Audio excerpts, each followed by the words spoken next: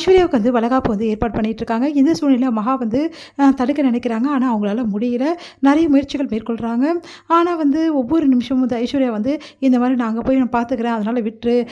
நான் வந்து கர்ப்பம் கலைஞ்சு தான் வந்து நாடகம் ஆடி எப்படியாவது வந்து வீட்டுக்கு போனோனே வந்து நீ இந்த மாரி பண்ணிடுவேன். அப்புறம் என்ன வீட்ல எல்லாருமே நம்பிடுவாங்க அப்படின்னு சொல்லிட்டு சொல்லி வைக்கிறாங்க. இதனால மகா வந்து என்ன நடக்க போகுதுன்னு சொல்லிட்டு யோசிச்சுட்டு இருக்காங்க. இந்த சூழ்நிலை ஐஸ்வர்யாவுக்கு கர்ப்பம் கலைக்கிற மருந்த வந்து குடுக்குறாங்க சித்ரா. அத வந்து குடிச்சும் வந்து ஐஸ்வர்யாவுக்கு எதுவுமே ஆகல. அதனால வந்து சித்ரா வந்து சந்தேகம் அடைகிறாங்க. உடனே சித்ரா வந்து என்ன பண்ணுறாங்கன்னா, அவங்களுக்கு வந்து மருந்து கொடுத்து டாக்டர் கிட்ட கேட்குறாங்க. கண்டிப்பாக வந்து கர்ப்பம் கலைஞ்சே தீரும். ஆனால் வந்து இது வந்து கலையாமல் இருக்குன்னா அவளுக்கு கர்ப்பம் இல்லைன்னு தான் அர்த்தம் அப்படின்ற மாதிரி சொல்கிறாங்க. அதை கேட்டு அதிர்ச்சி அடைகிறாங்க. உடனே வந்து இவளோட வந்து ரிப்போர்ட்ஸ்லாம் எடுத்து ஏதோ செக் பண்ணணும்னு சொல்லிட்டு ரிப்போர்ட்ஸ்லாம் எடுக்கிறாங்க.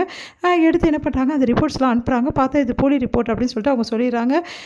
உடனே வந்து யார் இந்த ரிப்போர்ட்டை கொடுத்தது ஐஸ்வர்யாக்குன்னு சொல்லிட்டு அந்த டாக்டர் வந்து ஃபோன் பண்ணி கேட்குறாங்க. ஆமாம் நான் தான் பண்ணேன் அப்படின்னு சொல்லிட்டு ஒத்துக்கிறாங்க அவங்க. இந்த மாதிரி வந்து உண்மையை சொல்லியே ஆகணும், அப்படி சொல்லலைன்னா உன்னை வந்து போலீஸில் மாட்டி விட்டுறேன்னு சொல்லிட்டு சொல்லிடுறாங்க. சரின்னு சொல்லிட்டு அவங்களும் சொல்கிறாங்க. இந்த சூழ்நிலையில் எல்லா ஏற்பாடும் பண்ணும்போது கரெக்டாக வந்து இவளுக்கு வைக்கிற கச்சேரி அப்படின்னு சொல்லிட்டு யோசிச்சுட்டு இருக்காங்க சித்ரா. இங்கே வந்து எல்லா ஏற்பாடும் பண்ணிகிட்ருக்காங்க. அப்போ வந்து என்ன பண்ணுறாங்கன்னா, மகா வந்து ஒரு ட்ரெஸ் எடுத்து ஃபங்க்ஷனுக்காக வந்து சூர்யாவுக்கு கொடுக்குறாங்க. சூர்யாவும் ரொம்ப சந்தோஷமாக அந்த ட்ரெஸ்ஸை வாங்கிட்டு ரொம்ப நல்லாயிருக்கு, என் டேஸ்ட் உனக்கு தெரிஞ்சிருக்கு, நிறைய விஷயங்கள் நானும் பார்க்குறேன், என்னோடய டேஸ்ட் உனக்கு நல்லா புரியுது அப்படின்ற மாதிரி சொல்கிறாரு.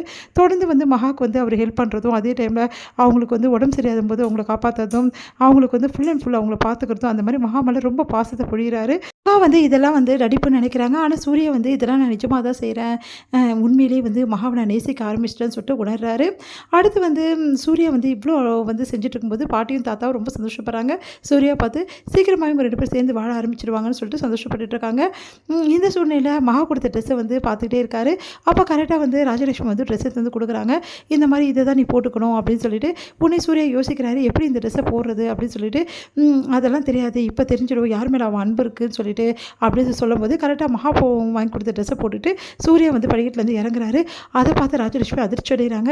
இப்போ புரியுதா மகா மேலே எவ்வளோ பாசம் வச்சிருக்கான்னு சொல்லிட்டு அப்படின்னு சொல்லி சித்ரா வந்து சொல்கிறாங்க. இந்த சூழ்நிலையில் மகா வந்து கேட்குறாங்க, ஏங்க இப்படி பண்ணீங்கன்னு சொல்லிட்டு. இதுக்கப்புறம் நீ என்ன சொன்னாலும் நான் செய்வேன், நீ கொடுத்த ட்ரெஸ்ஸை தான் எனக்கு போகணுன்னு ஆசையாக இருந்தது அப்படின்ற மாதிரி சொல்கிறாரு. அதை கேட்டு அதிர்ச்சி ஆயிடுறாங்க மகா. உண்மையாவா அப்படின்னு. ஆமாம் அப்படின்னு சொல்லிட்டு கையை பிடிக்கிறாரு. உடனே சந்தோஷம் தாங்கவே முடியல மகாவுக்கு. 2 பேரோட வாழ்க்கை இனிமேட்டு நல்லா இருக்க போது, நம்ம 2 பேர் சேர்ந்து வாடுறது எவ்வளோ சந்தோஷமாக இருக்குது அப்படின்னு சொல்லிட்டு உணர்றாங்க மகா. இது வந்து நடிப்பு இல்லை, நிஜமாகவே அவர் என்னை நேசிக்க ஆரம்பிச்சிட்டாரு, இதோட சந்தோஷம் எனக்கு எதுவுமே இல்லை. இந்த ஃபங்க்ஷன் முடிஞ்சோடனே நாங்கள் 2 பேரும் மனசு விட்டு பேசி எப்படியாவது வந்து ஒன்றா சேர்ந்துடணும் அப்படின்னு சொல்லிட்டு மகா யோசிக்கிறாங்க. அதையே சூர்யாவும் யோசிக்கிறாரு. எப்படியாவது வந்து சீக்கிரமாக வந்து இந்த ஃபங்க்ஷன் முடிச்சோன்னே மகா கிட்ட நம்ம விரும்புறதை சொல்லிடணும் அப்படின்னு சொல்லிட்டு. அடுத்து வந்து இங்கே ஃபங்க்ஷன் வந்து ஆரம்பிக்கும் போது கரெக்டாக வந்து என்ன பண்ணுறாங்க, எல்லாருமே வளையல் போட்டுன்னு வராங்க. அப்போ வந்து சித்ரா வந்து வளையல் போடும்போது நான் வளையல் போடுறதுக்கு முன்னாடி ஒருத்தர் வந்து வளையல் போடுவாங்க அப்படின்னு சொல்கிறாங்க. பார்த்தா அந்த டாக்டர் வந்து எல்லா உண்மையும் எல்லாம் முன்னாடி சொல்கிறாங்க. அப்போது இவ வந்து உண்மையிலேயே வந்து வயிற்றில் இருக்கிறது தலகாணியா அப்படின்னு சொல்லிட்டு அப்படியே அதிர்ச்சி அடைகிறாங்க எல்லாருமே. உடனே வந்து சொல்லு ஐஸ்வர்யா, இப்போ சொல்கிறியா எல்லாரும் முன்னாடி உன்னோட வந்து தலகாணி எடுத்து காட்டுவா அப்படின்னு சொன்னோன்னா அதிர்ச்சி அடைகிறாங்க ஐஸ்வர்யா.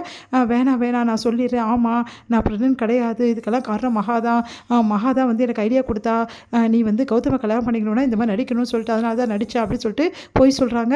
அதை கேட்டு மகா அதிர்ச்சி அடைகிறாங்க. எல்லாருமே மகா மேலே கோவமாக. சூர்யா வந்து அதிர்ச்சி தாங்க முடியாமல் மகாவே அப்படியே பார்த்துக்கிட்டே இருக்காரு. இதோட முடியுது.